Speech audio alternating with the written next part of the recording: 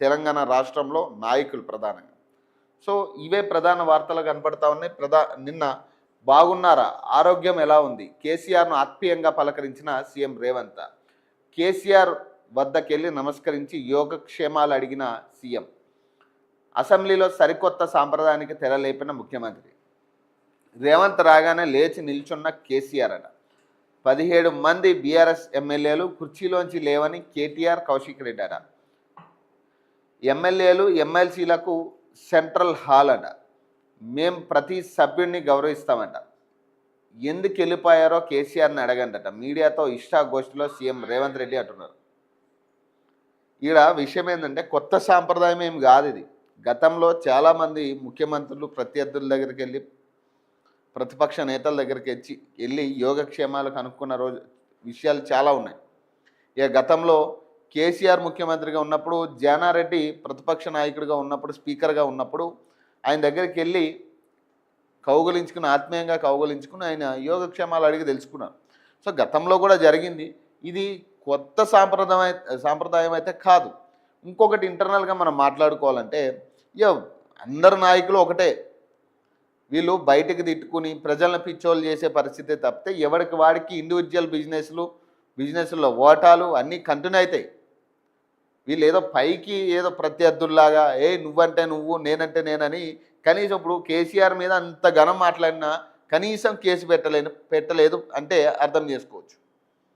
ఇప్పుడు ఎవరైనా, మన సోషల్ మీడియాలో తీసుకోండి, ఎవరైనా సీఎంకి వ్యతిరేకంగా మాట్లాడితే కేసులు పెడతాం. మరి ఇప్పుడు కేసీఆర్ని అంతగానం మాట్లాడినప్పుడు కనీసం కేసు కూడా పెట్టలేదు. ఎందుకంటే వాళ్ళ ఇంటర్నల్ ఇష్యూలు వాళ్ళకు ఉంటాయి. సో దీన్ని మనం కొత్త సాంప్రదాయం అనో ఇంకొకటనో మనం మాట్లాడుకోవాల్సిన అవసరమే లేదు. సో తెలంగాణ శాసనసభ అరుదైన దృశ్యం ఆవిష్కరమైంది. కాంగ్రెస్ ప్రభుత్వం ఏర్పడిన తర్వాత 2 ఏళ్లలో 6 సార్లు అసెంబ్లీ సమావేశాలు జరిగాయి. తాజాగా సోమవారం శీతాకాల సమావేశాలు ప్రారంభమయ్యాయి. సభ కొలువుదీరడానికి కొద్ది నిమిషాల ముందు ముఖ్యమంత్రి రేవంత్ రెడ్డి విపక్ష నేత కేసీఆర్ను ఆప్యాయంగా పలకరించారు. ఉదయం 10:29 మాజీ ముఖ్యమంత్రి, బీఆర్ఎస్ పక్ష నేత కేసీఆర్ సభలోకి వచ్చారు. ఆ తర్వాత 1 నిమిషానికే సీఎం రేవంత్ రెడ్డి సభలోకి ప్రవేశించారు. లోపలికి రాగానే ఆయన తన స్థానంలో నుంచి కేసీఆర్కు నమస్కరించారు. ఆయన స్పందించకపోవడంతో రేవంత్ రెడ్డి లేచి కేసీఆర్ దగ్గరకు వెళ్ళారు. నమస్కారం చేసి ఆరోగ్యం బాగా ఉందా, ఎలా ఉన్నారని కేసీఆర్ను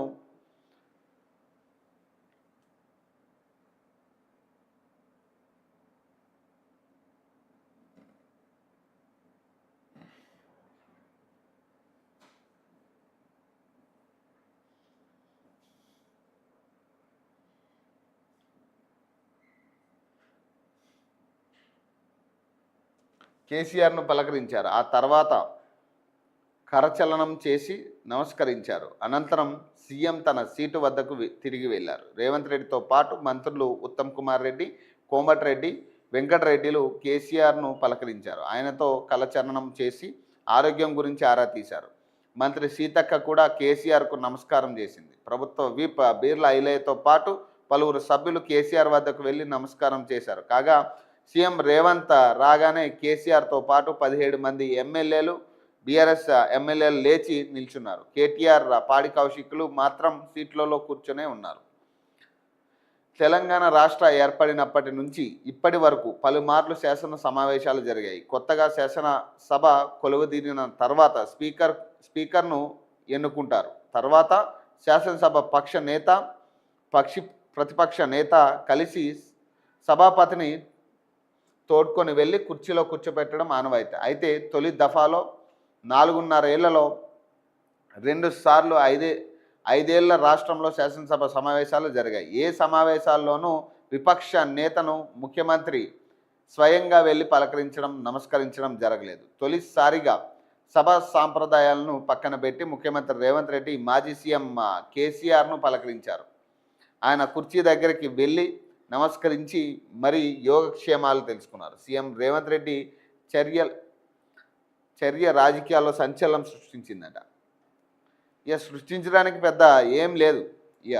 సార్ వచ్చారు వెళ్ళారట. కేసీఆర్ సభలో ఉన్నది 7 నిమిషాలే. శాసనసభ సమావేశాలకు మాజీ సీఎం కేసీఆర్ హాజరవుతారా లేదా అని సర్వత్రా చర్చ జరిగింది. ఆ చర్చకు తెర దింపుతూ బీఆర్ఎస్ అధినేత సోమవారం శాసనసభకు వచ్చారు. ఇటీవల జరిగిన బీఆర్ఎస్ శాసనసభ పక్ష సమావేశం అనంతరం కేసీఆర్ మీడియాతో మాట్లాడుతూ ఇప్పటిదాకా ఒక లెక్క, ఇప్పటి నుంచి మరో లెక్క, ప్రభుత్వాన్ని నిలదీస్తా అని ప్రకటించిన సంగతి తెలిసిందే. ఈ నేపథ్యంలో ఆయన సభలో ఉండి ప్రభుత్వాన్ని నిలదీస్తారని అంతా భావించారు.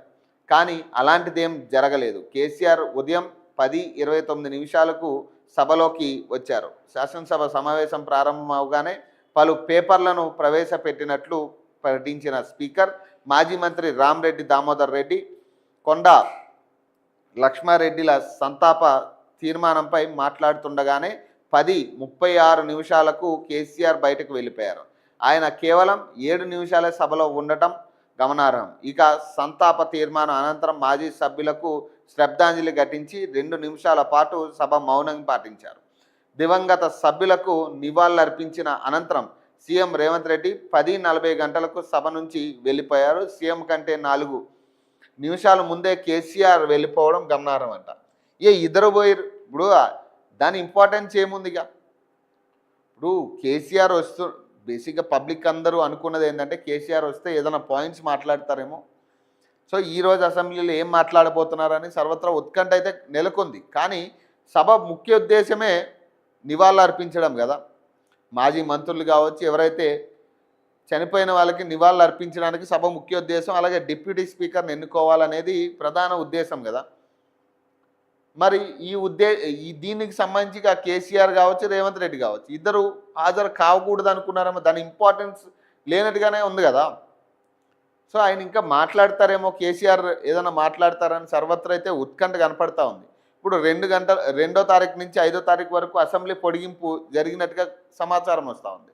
ఒకవేళ కేసీఆర్ మరి ఈ 2 తారీఖున హాజరు కాబోతున్నారా, 2 నుంచి 5 తారీఖు అంటే అసెంబ్లీ సెషన్స్ మొత్తం కూడా కేసీఆర్ ఉండబోతున్నారా అనేది చూడాలి. ఇక ఆయన దీనికే ఆ 7 నిమిషాలకే పాపం ఎట్లా కూర్చోవాలన్న ఆందోళనతో ఉన్నట్టుగా కనపడతా ఉంది. ఆయన టెన్షన్లో ఉన్నట్టుగా కనపడతా ఉంది. అదే కొత్తగా అనిపిస్తూ ఉంది. ఎందుకంటే 2 ఏళ్ల తర్వాత ఆయన అసెంబ్లీలో కూర్చోవడం, ఇదంతా చూసిన తర్వాత ఏంటంటే కొంత ఆయనకి ఇబ్బందిగా అయినట్టుగా కనపడతా ఉంది.